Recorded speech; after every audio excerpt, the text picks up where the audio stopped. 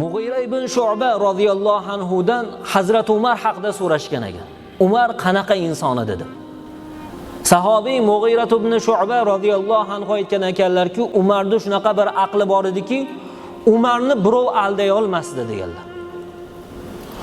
Umarda shunaqangi fazilat bor ediki, u birovni aldamasdi deganlar.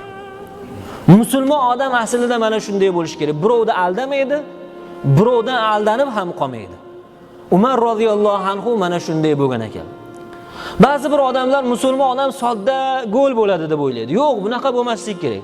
Bizi iymonimiz bizni to'g'rilikka, adolatga, birovga zulm qilmaslikka, xiyonat qilmaslikka, aldamaslikka undaydi bizi iymonimiz. Shu bilan bir qatorda biz shunday bo'lishimiz kerakki, biz savdoda turar ekanmiz, birovni aldamaylik. Birovni aldamaylik, aldanib ham qolmaylik. Biz shunday bo'laylikki, chaqimchi bo'lmaylik. Chaqimchilardan ham ehtiyot bo'laylik.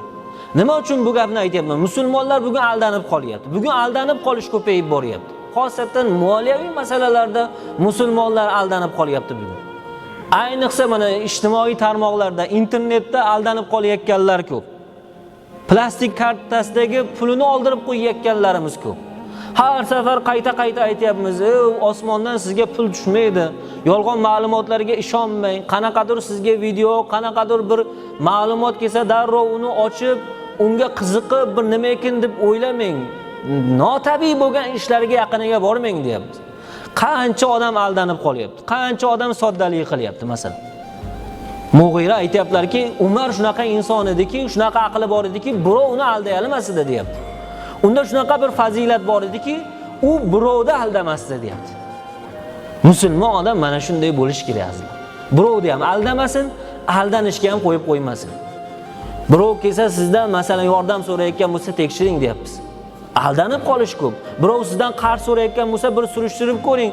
Oldin birovdan qarz olib vaqtida qaytarganmi masalan? Bir odam bilan savdo sotiq qilyapsiz. Tekshirib ko'ring, oldin qanday bo'lgan? Musulmon odam degani sodda bo'lsin degani emas. Musulmon odam zakiy bo'lish kerak.